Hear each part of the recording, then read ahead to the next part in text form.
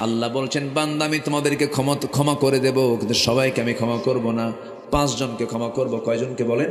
5 জনকে ক্ষমা করব। আল্লাহ পাক আমাদেরকে এই কাপের আসার তৌফিক দান করুন। জোরে বলি আমিন। আরো জোরে আমিন, আরো জোরে আমিন। আমি কি আলোচনা চালিয়ে যাব? কারো কোনো সমস্যা নাই তো? আল্লাহ পাক আমাকে দুনিয়াতে পাঠিয়েছেন এমনি এমনি করে না, একটা লক্ষ্য আছে। আসতে বলবেন না, লক্ষ্য আছে না নাই? সেই লক্ষ্যটা কি? আমরা সবাই সুন্দর করে বলি, লক্ষ্যটা হলো, সবাই বলুন, ইয়্যাকা না'বুদু ওয়া ইয়্যাকা নাস্তাঈন ইহদিনাস সিরাতাল মুস্তাকিম সিরাতাল্লাযীনা আন'আমতা আলাইহিম গায়রিল মাগদুবি আলাইহিম ওয়ালাদ-দাল্লিন।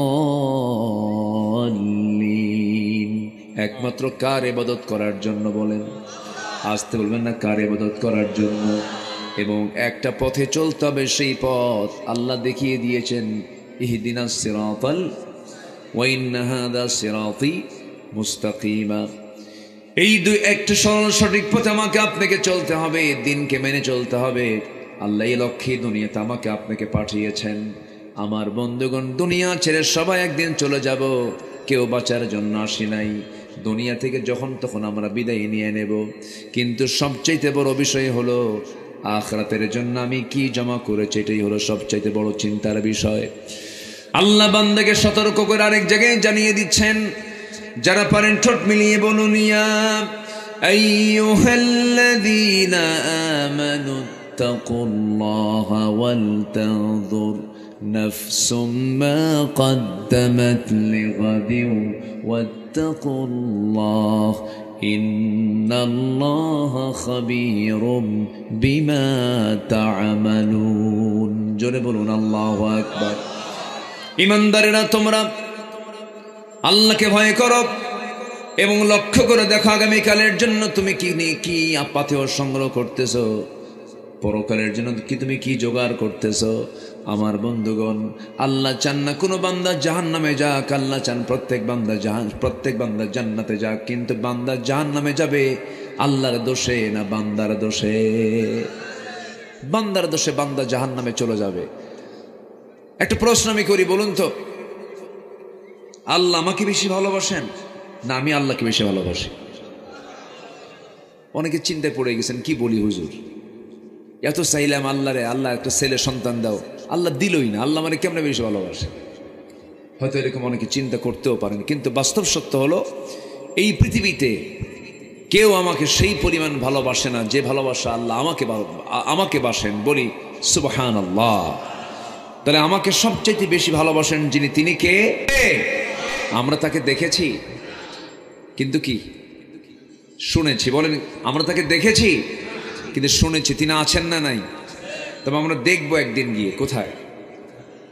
আসতে বলে তো, যে আল্লাহ জান্নাতে ধরা দিবেন, সে আল্লাহ দুনিয়াতে কেন ধরা দিলেন না?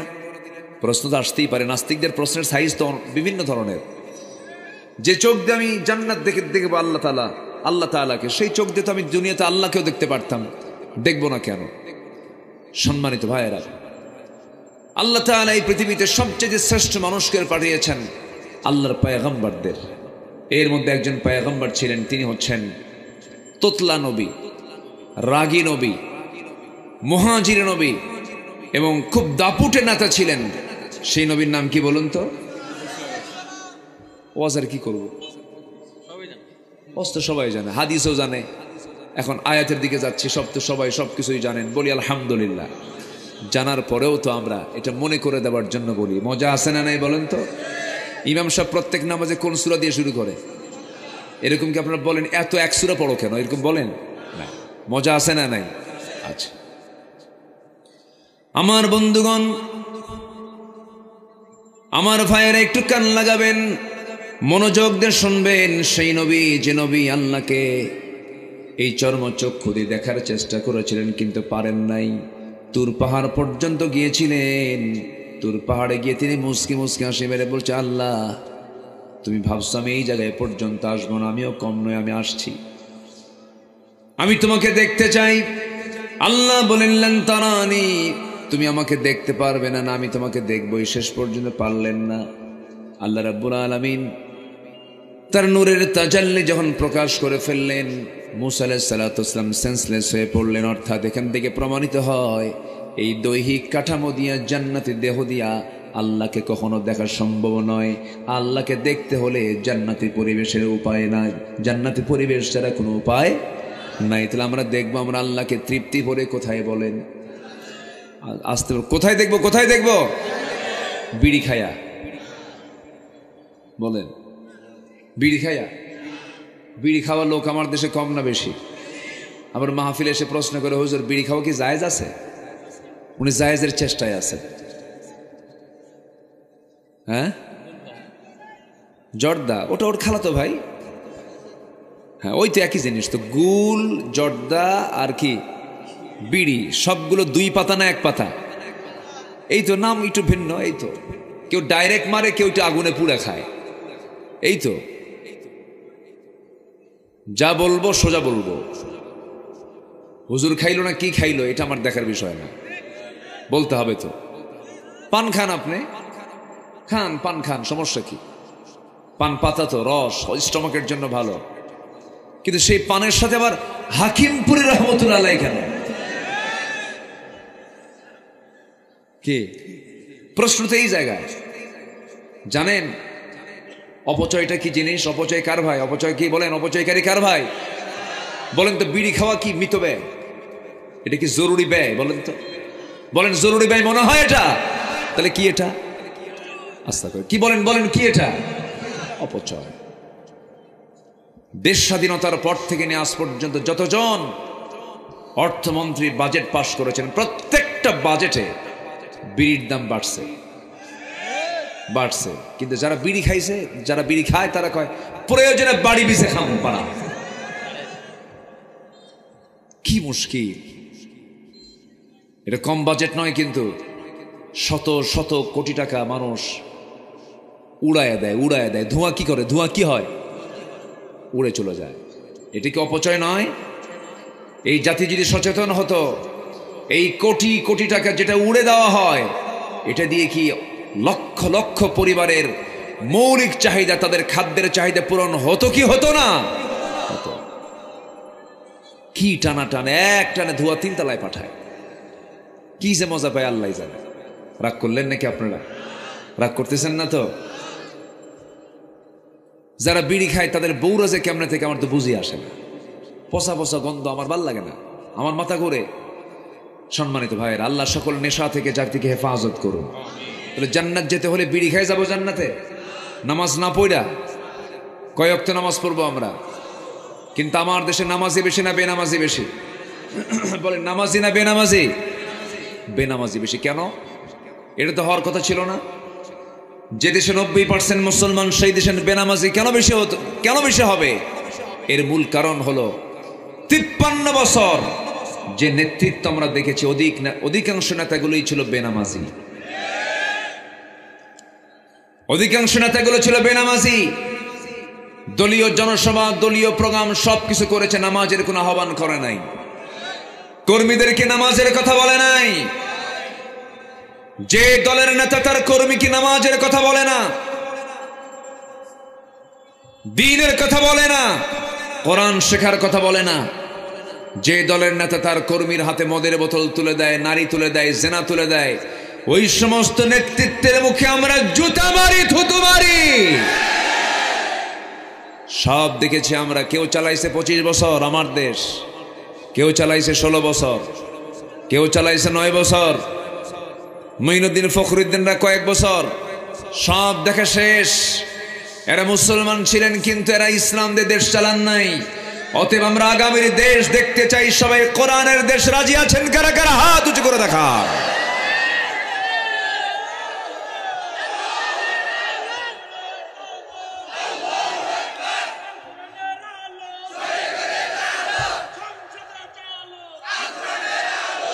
আল্লাহ কবুল করুন, জোরে বলে আমিন। কোরআন যে চায় না সে মুসলমানই না। আসতে কোন কেন? এরকম আব্দুর রহমান নামে লোক আমার দেশে আছে না নাই? আব্দুর রহিম নামে লোক আছে না নাই? আব্দুল গাফফার নামে লোক আছে না নাই? আব্দুল সাত্তার নামে লোক কোরআন চায় না, কোরআনের বিধান চায় না, আছে না নাই? ও শুধু নামই আব্দুল সাত্তার, কিন্তু ও আব্দুল শয়তান। আল্লাহর গোলাম হলে সে এমনটা করতে পারতো না। আমরা কোনো কথা শুনবো না। আমরা যে লোকে আপনার কাছে আসবে ম্যানিফেস্টো নিয়ে, ভাই আমি এসেছি অন্ন, বস্ত্র, শিক্ষা, বাসস্থান, চিকিৎসার গ্যারান্টি দেওয়ার জন্য, এই যে আমার তন্ত্র, বলবেন তোর তন্ত্র যেটাই হোক, তুই কি কোরআন চাস? হ্যাঁ চাই। ওয়েলকাম। চাস না, তাড়াতাড়ি ভাগ এখান থেকে, ঠিক কিনা? সোজা কথা বলে দিবেন। দেখলাম তো বহু, কারো বাপের দেশ, কারো স্বামীর দেশ, মাঝখান দিয়ে আমরা শেষ। আমরা কোরআন চাই। আমরা কি চাই? কোরআন চাই। কি মন খারাপ করতেছেন নাকি? কারো কোনো মন খারাপ নাই তো? এই 16 বছর অনেক আলেমের গায়ে মামলা তো দূরের কথা, একটা গায়ে আচর পর্যন্ত লাগে নাই। এরকম আলেম আছে না? আছে না নাই? একটা মামলা খায় নাই তারা, গায়ে একটা আচরও লাগে নাই। পান খাইছে, 16 বছর পার করেছে, একটা মামলা তাদের কাঁধে লাগে নাই। কিন্তু যখন পট চেঞ্জ হয়ে গেছে, চোরের মায়ের বড় গলা, বড় বড় গলায় কথা বলে। আছে না নাই? ঠিক আছে তো, আর নাম বলার দরকার নাই তো, বুঝে নেন। এই কথা বলেন কেন? সাইড টক করবেন না, এমনি একটা কথা বলবেন না। সম্মানিত ভাইয়েরা, বাইতুল মুকাররম একটা গুরুত্বপূর্ণ জায়গা, ঠিক কিনা বলেন? বাইতুল মুকাররমের ইমাম, পট চেঞ্জ হয়ে গেছে, বাইতুল মুকাররম ইমাম সাহেব নাই। নিখোঁজ সংবাদ, খতিব হারিয়ে গিয়েছে। 2 সপ্তাহ খবর নাই। 2 সপ্তাহ পর মসজিদে আসছেন, নামাজ পড়াবেন। জনগণ জুতা মারল। কি মারল? জুতা মারার পর আর পারে নাই। বিকেলবেলা সাংবাদিক সম্মেলন করে কয়, আল্লাহর মেহেরবানিতে আমি হেফাজতে আছি, একটা জুতার বাড়ি আমার গায়ে লাগে নাই। কি কথা কি বুঝতেছেন আপনারা? কথা কি বোঝা যায়? সম্মানিত বন্ধুগণ, জিল্লতি আসতে শুরু হলে থামবে না, ঠিক কিনা? থামবে না। এই জন্য জালিমদের কখনো পক্ষ অবলম্বন করা যাবে না। যেদিকে বৃষ্টি সেই দিকে ছাতা নেওয়া যাবে না। আমাকে অনেকে বলে, হুজুর হক দল কোনটা? আমি বলি, মাছ তো ঠিকই ছিল, কোনটা পচার কোনটা টাটকা। দুনিয়ার সব তরিতরকারি বাজার করতে পারো, সব কিছু করতে পারো, তুমি টাটকা হক দল তুমি চিনো না। না, ও শুধু প্রশ্ন করে শোনে, হুজুর কোন গ্রুপের? বুঝলেন? ও ঠিকই কি ইসলামী দল করে না, কিন্তু ও আরেকটা দল করে, কিন্তু প্রশ্ন করে, হুজুর আপনি কোন গ্রুপ? অর্থাৎ কোন দলটা শ্রেষ্ঠ দল আপনার কাছে মনে হয়? কোনটা হক দল?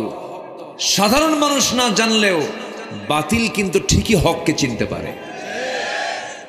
তো সবচেয়ে বেশি চিনে কারা? বাতিলরা। চিনছিল 5 আগস্টের 5-6 দিন আগে। এদেশে কত ইসলামী দল, একটা দল নিষিদ্ধ হয়নি। হয়েছে? নিষিদ্ধ হয়েছে? হয়েছে। এবং এদেশে কোন নন ইসলামী দলও নিষিদ্ধ হয়নি। শুধু একটা দলকে তারা নিষিদ্ধ করতে চেয়েছিল। তারা ভেবেছিল আমরা এটাকে নিষিদ্ধ করতে পারলে সফল হয়ে যাব, কিন্তু ওরা ভাবে নাই ইসলাম কারো বাবার নয়, ইসলাম হচ্ছে আল্লাহ। ইসলামকে নিষিদ্ধ করতে গিয়ে ওরা নিষিদ্ধ হয়ে গেছে। অঙ্ক বুঝে নেন। অঙ্ক একেবারে ভেঙ্গে দিতে হয় না, অঙ্ক বুঝে নিতে হয়। ক্লিয়ার? আসতে বলে ক্লিয়ার। এতগুলো জীবন দিল আল্লামা সাইদির মতো মানুষকে, তারা কেমনে দুনিয়া থেকে বিদায় করে দিল। ইচ্ছা করলে উনি বলতে পারতেন, আমি দল ছেড়ে দিলাম, আমার ছেড়ে দাও। ছেড়ে দেওয়া হতো। ওনাকে প্রস্তাব দেওয়া হয়েছিল, আপনি দল ছেড়ে দেন, আপনি রাজকীয় পরিবেশে থাকবেন, আপনাকে মুক্ত করে দেওয়া হবে। তিনি বলেছেন, সারেন্ডার করব আরশ আজিম আল্লাহ তাআলার কাছে। আরশ আজিমের অধিপতি কার কাছে? আল্লাহর কাছে। দুনিয়া থেকে বিদায় নিয়েছেন, বাতিলদের সামনে তিনি মাথা নত করেন না। কিন্তু মাথা নত করার মতো বহু লোক আমার দেশে আছে না নাই? আছে। এগুলো বুঝে নিতে হবে। আমার দিকে তাকান। আল্লাহ তাআলা বলছেন, বান্দা আমি তোমার গুনাহগুলোকে সওয়াব দিয়ে পরিবর্তন করে দেব। এত বিশাল একটা অফার, সুবহানাল্লাহ। এত আসতে বললেন। আল্লাহ কি বলতেছেন? তুমি যা গুনাহ করেছো, সমস্ত গুনাহ আমি আল্লাহ সাইয়্যাতকে হাসানাত দিয়ে সওয়াব দিয়ে পাল্টায় দেব। কিছু কাজ করে আসো, সেই কাজগুলোকে আমরা শিখে যাব। আসতে বলে শিখে যাব, জোরে বলি ইনশাআল্লাহ। আমার কাছে কুড়িগ্রামটা খুব ভালো লাগে, কিন্তু আসতে পারি না। একটা পকেট জেলা তো শেষ মাথা, রাস্তা ফুরায় না। এই যে আবার ফারুকি ভাই কখন থেকে ফোন দেওয়া শুরু করছে। ইনিও আমার ভাই, ওনার শ্বশুরও আমার ভাই, বুঝলে?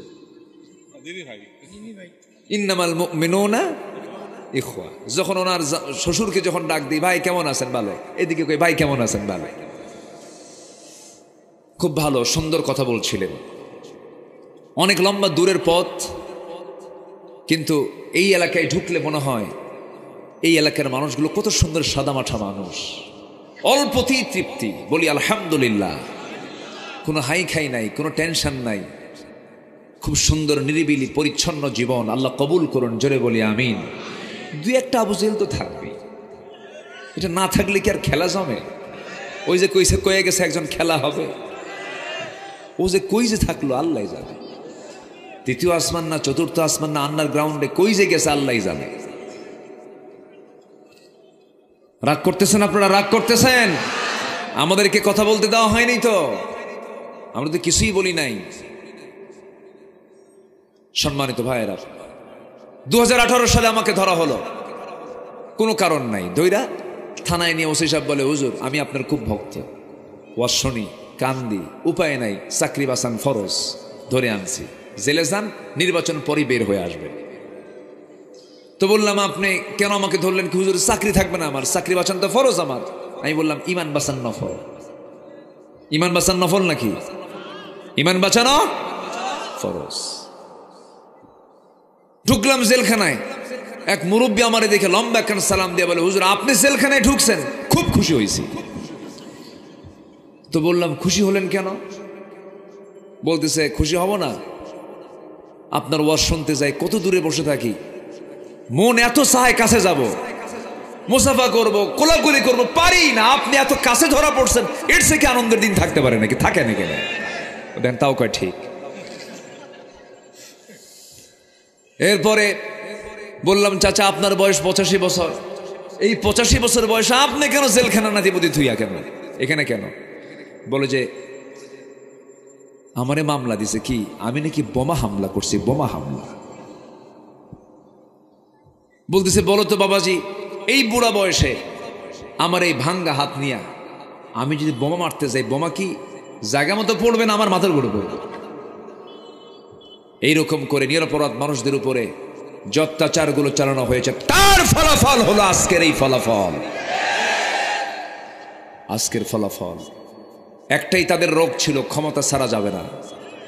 তাদের রোগ কয়টা ছিল বলেন? কি ছাড়া যাবে না? কিন্তু ক্ষমতার মালিক কে?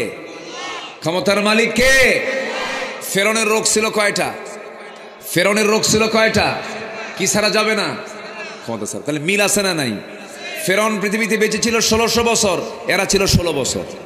দেখেন সংখ্যার মিল আছে না নাই? সংখ্যারও মিল আছে, মানে ছোট ভাই বড় ভাই, যাই বোন ভাই, ওই তো সব একটু কইছে আপনার, উনি আবার লোকমা দিয়ে ঠিক করে দিল, যাক সমস্যা নাই। আচ্ছা, তাহলে আল্লাহ পাক কি ওয়াদা করলেন? বান্দা তোমার আমি গুনাহগুলোকে সওয়াব দিয়ে পাল্টায় দেব। জোরে বলে সুবহানাল্লাহ। সে কাজগুলোকে আমরা করতে রাজি আছি। আল্লাহ রাব্বুল আলামিন সূরাতুল ফুরকানের মধ্যে বলছেন, সূরাতুল ফুরকানের ৭০ নম্বর আয়াতে বলছেন, ইল্লা মান তাবা ওয়া আমানা ওয়া আমিলা সালিহান ফাউলাইকা ইউবাদদিলুল্লাহু সাইয়্যাতিহিম হাসানাত ওয়া কানাল্লাহু গফুরুর রহিমা। জোরে বলুন আল্লাহু আকবার। আল্লাহ বলছেন বান্দা তবে শোনো, তুমি যদি তওবা করতে পারো, নাম্বার 2 ঈমান আনতে পারো, ওয়া আমিলা সালিহান এবং নেক আমল করতে পারো। 3টা কাজ। এখানে কয়টা কাজ বলেন? সূরা ফুরকান আয়াত নাম্বার ৭০ থেকে আমি তেলাওয়াত দিয়ে শুরু করেছি। 3টা কাজ যদি করতে পারো, 1 নাম্বার তওবা করতে পারো, নাম্বার 2 যদি ভালো করে ঈমান আনতে পারো, নেক আমল যদি করতে পারো, আমি আল্লাহ নিজে ওয়াদা করছি তোমার গুনাহগুলোকে আমি আল্লাহ পাল্টায় দিয়া সওয়াব বানাইয়া দেব। তওবা করবো আমরা কার কাছে? ওই যে দুইজন উঠতেছে যাচ্ছে, এই কি যাই কেন? বসেন, আমি কি আলোচনা চালাবো? এই যে হাজার হাজার মানুষের মাঝ থেকে আপনি একা উঠে যান, যদি আপনি উঠে যান কোনো কারণে, কোনো সমস্যা নাই, খুব যদি জরুরি থাকে, ইমার্জেন্সি, ভিন্ন কথা, কিন্তু আপনি উঠলেন, বসলেন, গেলেন, ভাল লাগলো না, আমি মনে করি এটা কোরআনের সঙ্গে সুস্পষ্ট একটি আদবের খেলাফ কাজ। কেউ নড়বে না। ওই যে যেরকম একটা ভাই উঠলেন, বাচ্চা একটা কোলে আছে, ছোট্ট বাচ্চা, আমি কিছু বলবো না, সমস্যা নাই, কিন্তু বিনা ওজরে বিনা কারণে মাহফিলে ওঠা বসা করে, এটা সুস্পষ্ট একটা মানে আদবের খেলাফ কাজ এটা। কারণ এটা শুধু জনসভা নয়, এটা একটা ইবাদতের জায়গায় রূপ নিয়েছে। এখন বলি আলহামদুলিল্লাহ। বসুন, যে যেখানে আছেন বসুন। আমরা তওবা করতে রাজি আছি? আস্তে তওবা করতে রাজি আছি? তওবা করব কার কাছে? আস্তে বলবেন, তওবা করব কার কাছে? আমার নবীকে তওবা করেছেন? আস্তে কয়, আমার নবীকে তওবা করেছেন কেন? তার তো কোনো গুনাহ ছিল না, তার কোনো গুনাহ ছিল? এরপরে তিনি কি করেছেন? ওয়াস্তাগফিরুহু ইন্নাহু কানা তাওয়াবা। আমার নবীজি বলেন, তুবু ইলাল্লাহ ফাইন্নী আতুবু ফিল ইয়াউমি মিআত মাররা। ও আমার সাহাবীরা, তোমরা আল্লাহর কাছে তওবা করো, আমি রাসূল নিজে সারা দিনে 100 বারেরও বেশি বার তওবা করি। আমার নবীজি তওবা করেছেন, চোখের পানি ফেলে ফেলে কেঁদেছেন। সাইয়েদনা ওমর ফারুক রাদিয়াল্লাহু তাআলা আনহু একদিন এক সাহাবীর সামনে বসেছিলেন। সাহাবী একটা হাদিস বর্ণনা করছেন, তিনি সেই হাদিসটা শুনলেন। লা ইয়াদখুলুল জান্নাতা, ওই বান্দা জান্নাতে প্রবেশ করবে না যার মধ্যে মিসকাল হাববাতিন মিন কিবার, যে বান্দার মধ্যে যাররা পরিমাণ, অণু পরিমাণ যার মধ্যে অহংকার থাকবে, সে ব্যক্তি জান্নাতের গন্ধ পাবে না, জান্নাতে প্রবেশ করতে পারবে না। এই হাদিস শোনা মাত্রই তিনি ছোট্ট বাচ্চার মতো তিনি হাওমাও করে কান্নাকাটি শুরু করে দিলেন। বলা হলো, ওমর কান্নাকাটি কেন করো, কি হয়েছে? তিনি সবাইকে বলে ফেললেন, শোনো, অর্ধ দুনিয়ার শাসনকর্তা আমি, মাঝে মাঝে আমি যে শাসনকর্তা, মাঝে মাঝে আমার কাছে কেমন যেন লাগে। আমি এত বড় একজন লিডার, আমি এত বড় একজন খলিফা, আমি এই জন্য ডুকরে ডুকরে কান্দি। আমার মনে হয় মাঝে মাঝে আমার মধ্যে অহংকার ঢুকে পড়ে, আমি মনে হয় জাহান্নামী হয়ে যাচ্ছি। চোখের পানি ফেলে ফেলে কাঁদতেছেন, শিশুর মতো ডুকরে ডুকরে কেঁদে আকাশের দিকে তাকায় দোয়া করতেছেন, আল্লাহ তাআলা শোনো, তোমার এই দুনিয়ায় যত বান্দা আছে, প্রত্যেকটা বান্দাকে তুমি যদি জান্নাতের ঘোষণা দিয়ে, যদি যে কোনো একটা বান্দাকে যদি জাহান্নামের ঘোষণা দিয়ে দাও, আমার কাছে মনে হচ্ছে এই মুহূর্তে আল্লাহ সব জান্নাতে চলে যাবে। জাহান্নামের তালিকায় তুমি একজন বান্দাকে যে রেখে দিয়েছো, সেই বান্দার নাম ওমর ছাড়া মনে হয় পৃথিবী তার দ্বিতীয় কেউ হবে না। কি পেরেশান তারা ছিলেন। মুনাফিকের তালিকা আছে এক সাহাবীর কাছে, আমার নবী দিয়েছেন, তার কাছে সকাল সন্ধ্যা ওমর ফারুক যেতেন, গিয়ে বলতেন, হুযায়ফা দেখো তো মুনাফিকের তালিকার মধ্যে আমার নামটা কয় নম্বরে আছে। কি দুনিয়া নিয়ে তারা, আখিরাতকে নিয়ে তারা পেরেশান ছিলেন, দুনিয়াকে তারা তুচ্ছ করেছেন। সাইয়েদনা আবু বকর সিদ্দিক রাদিয়াল্লাহু আনহুর নাম সবাই তো শুনেছেন, সবাই কয় নাম্বার খলিফা বলুন? আসতে বলবেন না, কয় নাম্বার খলিফা? 1 নম্বর খলিফা তিনি ছিলেন। আমার বন্ধুগণ, যখন তার খেলাফত আমল চলছিল, তিনি মাঝে মাঝে ঘর থেকে বের হয়ে জনগণকে দেখার জন্য যেতেন। এক রাতে তিনি বের হয়েছেন, খালি পায়ে হেঁটে বের হয়েছেন, খালি পায়ে হাঁটতেছেন। সাইয়েদনা ওমর ফারুকের সামনে তিনি ধরা পড়ে গেছেন। তিনি বললেন, আমিরুল মুমিনিন, এই পাথরের রাস্তায় আপনি খালি পায়ে হাঁটতেছেন কেন? আপনার পা তো পাথরের আঘাতে ক্ষত বিক্ষত হয়ে রক্তাক্ত হয়ে যাবেন। আপনি জুতা কেন পড়ছেন না এত গভীর রাত্রিতে? আপনি কেন খালি পায়ে চলতেছেন এই জনপদে? সাইয়েদনা আবু বকর বলছেন, ওমর, আল্লাহর নামের কসম করে বলি, আমার পায়ে যদি কোনো খরম জুতা পায়ে দিয়ে হাঁটি, এই খরম জুতার আঘাতে আর ওই সাইডে পাথরের আঘাতে যে আওয়াজ হবে, সেই আওয়াজটা যদি বেশি বড় হয়ে যায়, এই গভীর রাত্রে কোনো আল্লাহর বান্দার কানে যদি এই জুতা হাঁটার আওয়াজ যদি কানে চলে যায়, যদি তার ঘুম নষ্ট হয়ে যায় কিয়ামতের দিন, ওই নাগরিকের ঘুম কেন নষ্ট হলো তার জন্য আমাকে আসামির কাঠগড়ায় দাঁড়িয়ে তার জবাব দিতে হবে। আল্লাহু আকবার বলবেন না? আর এখনকার আতিপাতি নেতা শোডাউন করে, সামনে 50 পিছনে 50, হোন্ডা মোটর সাইকেল নিয়ে স্লোগান দিয়ে দিয়ে আসতেছে। এমন শিক্ষা ইসলাম শিখায় নাই, ঠিক কিনা? ওমর রাষ্ট্রীয় সফরে বের হয়েছেন মদিনা থেকে, কয়টা উট নিয়ে? একটা উট নিয়ে বের হয়েছেন। বের হয়ে সাথে একজন সফর সঙ্গে নিয়েছেন, সেই বৃত্ত রওনা করেছেন। মাঝখানে গিয়ে বলতেছে, এই বৃত্ত এইদিকে আসো, তুমি আমার উটের পিঠে চড়ো, আমি উটের লাগাম ধরি। লজ্জায় ভেঙে পড়েছেন তিনি। এটি কি বলেন আমিরুল মুমিনিন? আপনি লাগাম ধরবেন, আমি বৃত্ত, আমি উটের পিঠে চড়বো, অসম্ভব ব্যাপার। এক ধমক মারলেন, ধমক মেরে বললেন, এই আমি ওমর আর তুমি, তোমার চোখ দুইটা আমার চোখ দুইটা, তোমার কান দুইটা আমার কান দুইটা, তুমি আল্লাহর গোলাম আমি আল্লাহর গোলাম। কিয়ামতের দিন আমার ব্যাপারে জিজ্ঞাসা করা হবে তোমাকে, তোমার ব্যাপারে জিজ্ঞাসা করা হবে আমাকে। সাম্যতা শিখতে হবে। বৃত্ত আমি তোমাকে এক নাগাড়ে এতক্ষণ ধরে আমি তোমাকে লাগাম ধরতে দেব না। যা হবে কষ্ট দুজনের সমান কষ্ট হবে, ভাগাভাগি করে আমরা চলে যাব। আল্লাহু আকবার বলবেন না? জোরে বলি আল্লাহু আকবার। প্যালেস্টাইন সফরের ঘটনা এটা। চলে গেছেন জায়গা মতো গিয়ে যখন পৌঁছে গেছেন, রিসিপশনে যখন পৌঁছে গেছেন, সেই সময় একটা কাম উল্টা হয়ে গেছে। উটের পিঠে যে বসে আছে ওটাই হলো গোলাম, আর লাগাম যে ধরে আছে সেটা হলো ওমর। এখন সব মানে সৌজন্যতা দেখানোর জন্য, সাদর সম্ভাষণ জানার জন্য ওমর আসতেছেন, সব নিয়ে চলে গেছে হলো উটের পিঠে যে বসে আছে। ও বলে, তা আমি তো না, আমি তো ওমর না। কে? কই যে লাগাম ধরে আছে ওটা ওমর। একটু জোরে বলেন সুবহানাল্লাহ। একটু জোরে বলেন না ভাই সুবহানাল্লাহ। আল্লাহর যারা বান্দা তারা কি অহংকারী হয় না বিনয়ী হয়? অহংকারী হয় না বিনয়ী হয়? ক্ষমতার দম্ভ আছে না নাই? ক্ষমতার অহংকার আছে না নাই? টাকার অহংকার আছে না নাই? চেহারার অহংকার আছে না নাই? যেই অহংকারী হবে সে কোথায় যাবে? জাহান্নামে। আর বিনয়ী বান্দারা কোথায় যাবে? জান্নাতে।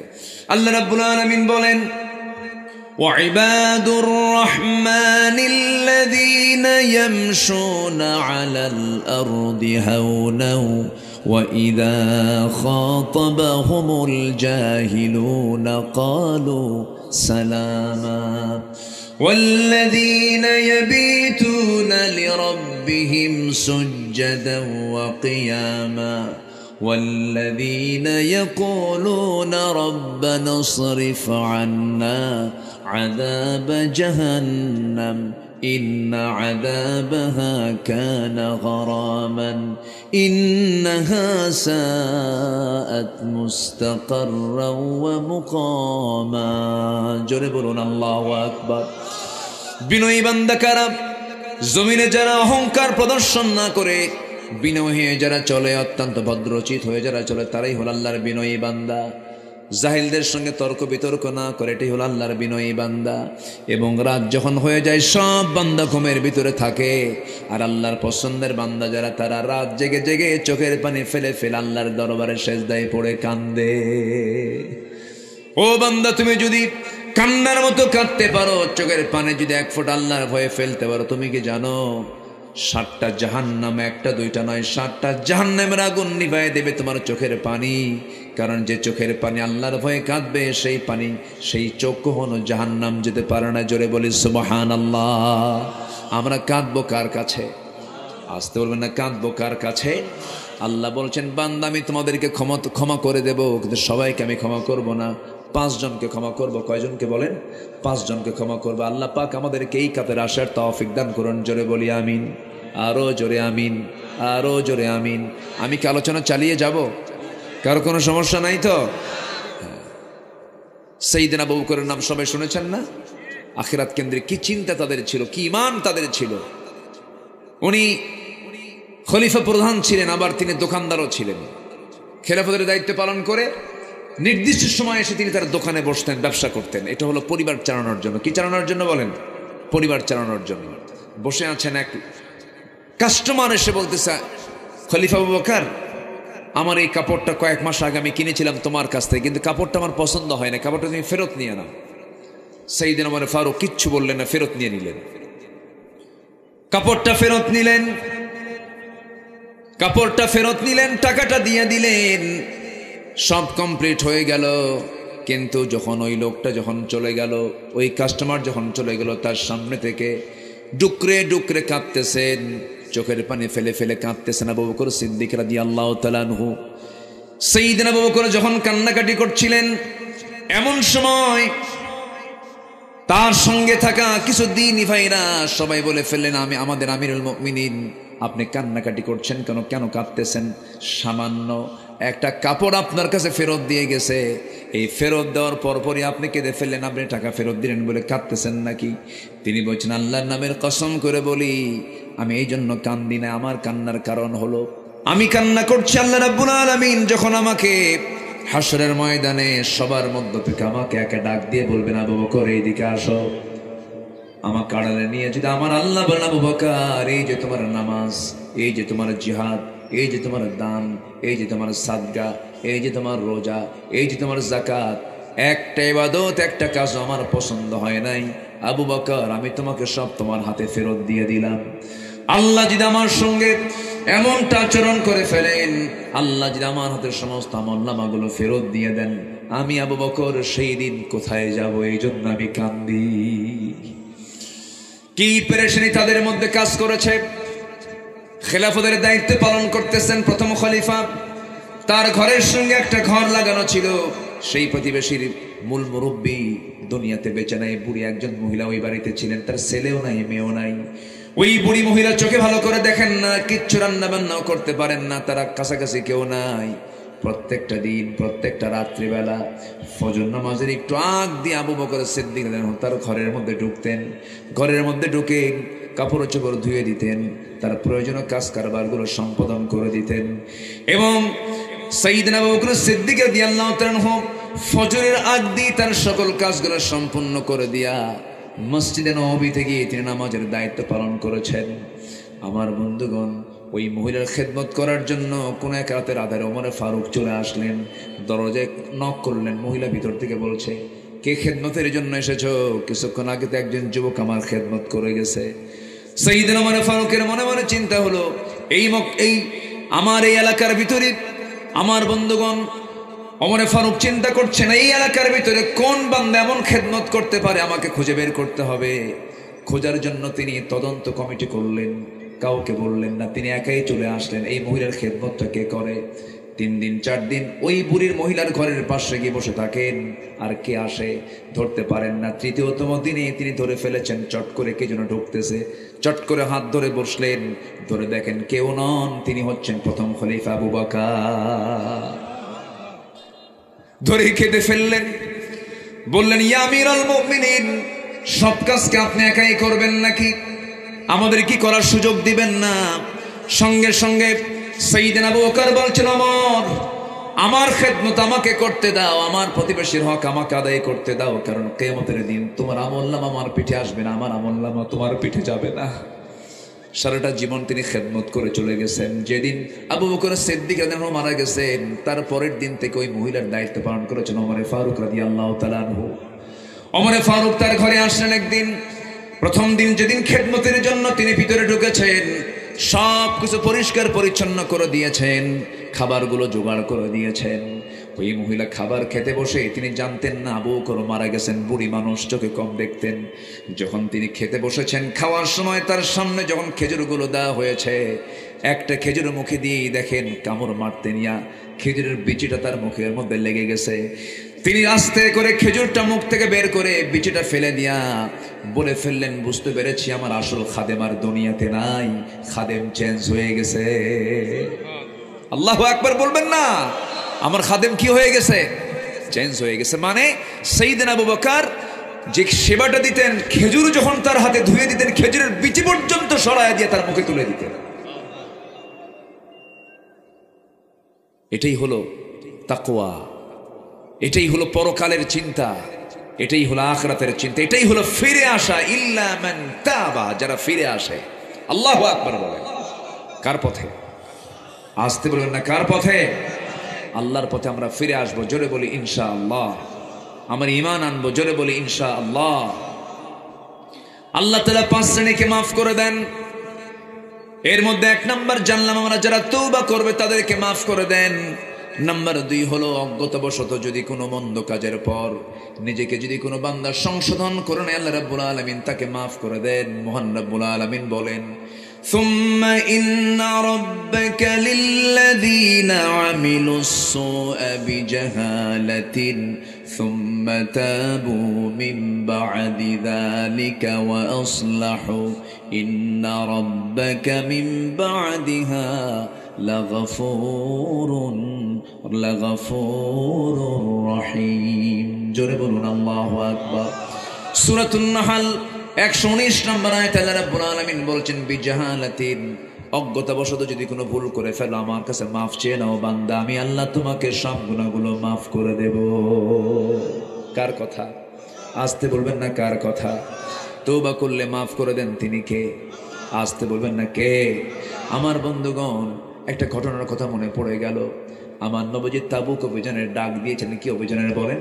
তাবুক অভিযান। তাবুক অভিযান ছিল সবচেয়ে বড় অভিযান। রোমানদের বিরুদ্ধে যুদ্ধ করার জন্য মদিনা থেকে রাসূল রওনা দিয়েছেন। 30,000 সাহাবী নিয়ে। কত হাজার বলেন? একটু জোরে বলেন ভাই, কয় হাজার? সময় তো অল্প, কি করি, শেষ করে দেব? আর একটু চালাই, আর একটু চালাই। 30,000 সাহাবী নিয়ে রওনা করেছেন এবং বললেন কেউ বাদ থাকবে না, এই অভিযানে সবাইকে যেতে হবে। সব নিয়ে চলে গেলেন। যুদ্ধ লাগলো না, কারণ এর আগের রেকর্ড হলো রোমানদের বিরুদ্ধে মুসলিম মুজাহিদরা ছিলেন হলো 3,000, আর ওদের সৈন্য সংখ্যা ছিল হলো 1,00,000। মুসলমানদের বিজয় হয়েছিল।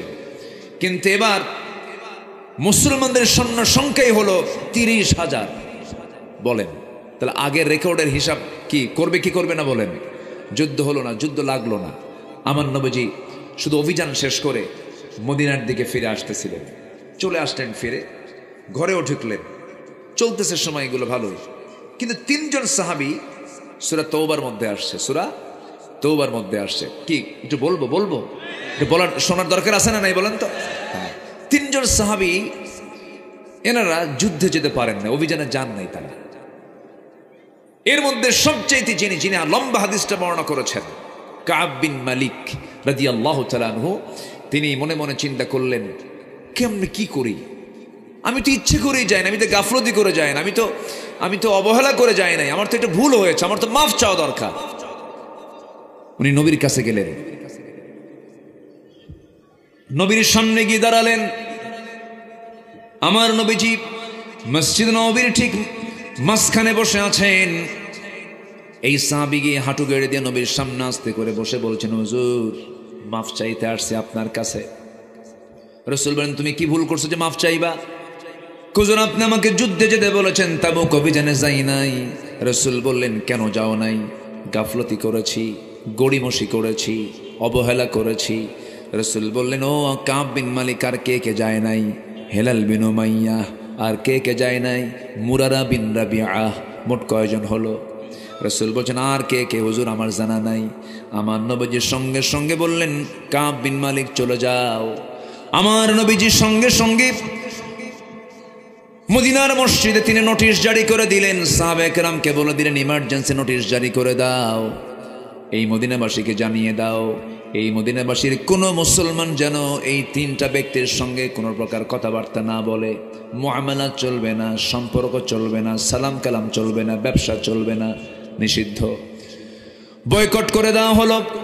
এই সংবাদ যখন কাব বিন মালিকের কাছে চলে গেছে, কাব বিন মালিক রাদিয়াল্লাহু আনহু এই কথা শোনা মাত্রই তার কাছে যেন আকাশ ভেঙে পড়ার মতো হয়ে গেল।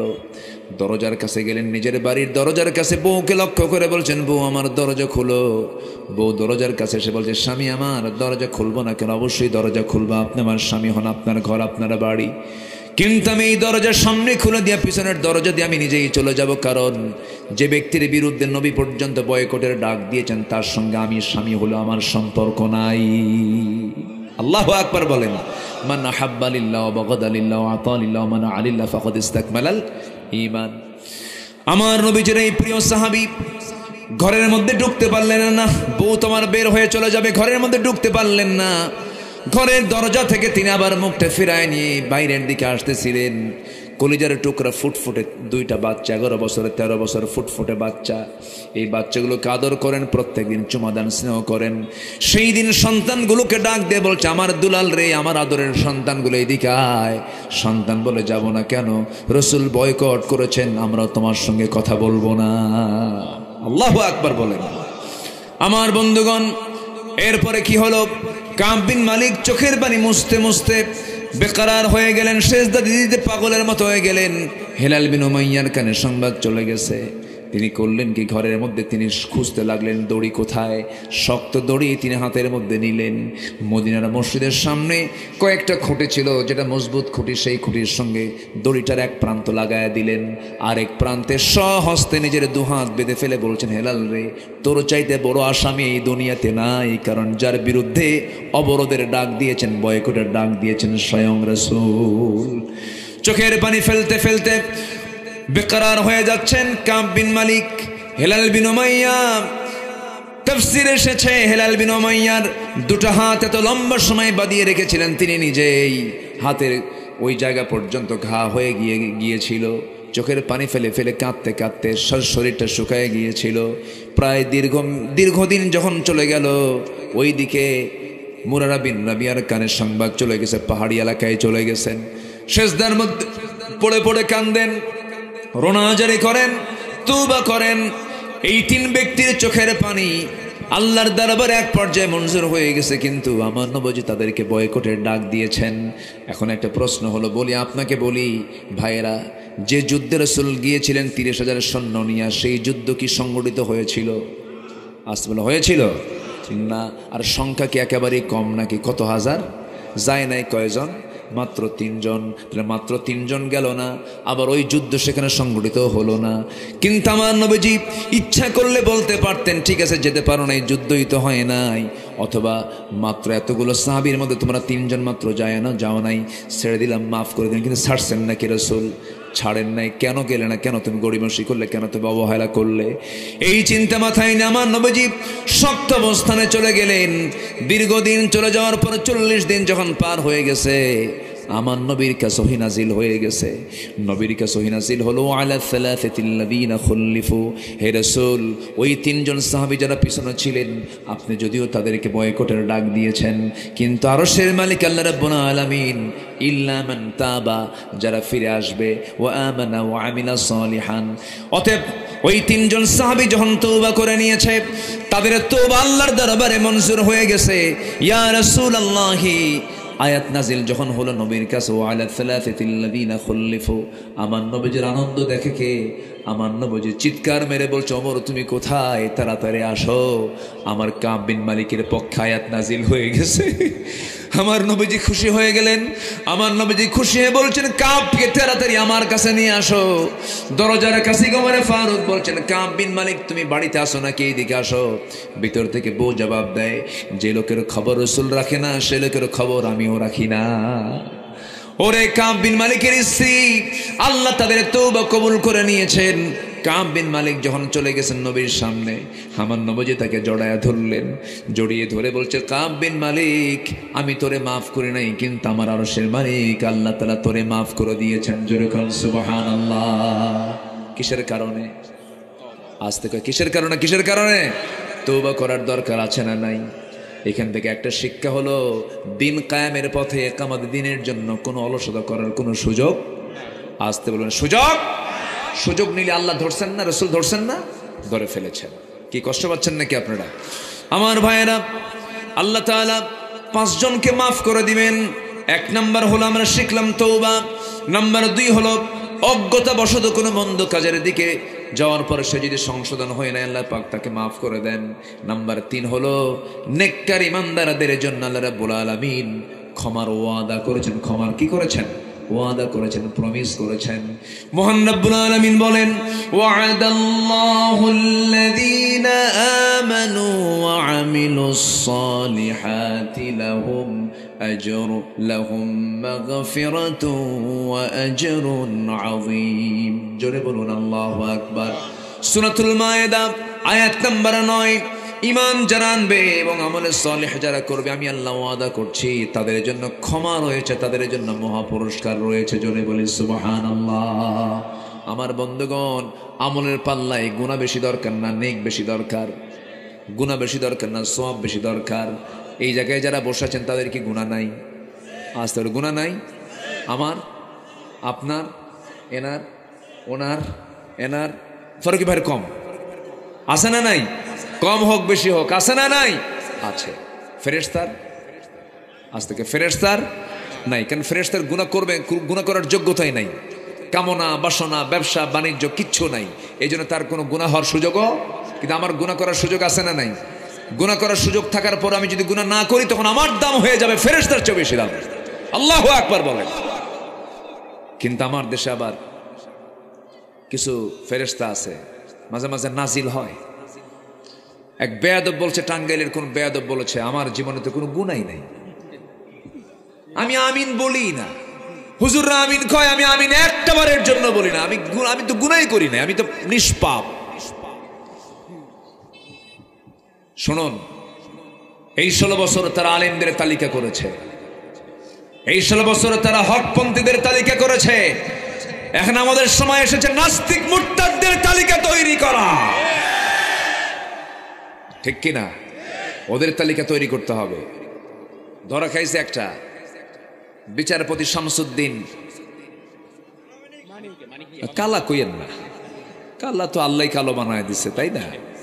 আল্লাহর দান তো এটা, কালো বলি না। কিন্তু শামসুদ্দিন মানিক এই বদমাইশ 2 বছর আগে আমার নামেও সে তালিকা করেছিল, 116 জন আলিমের তালিকা করেছিল। কি লাভ হলো?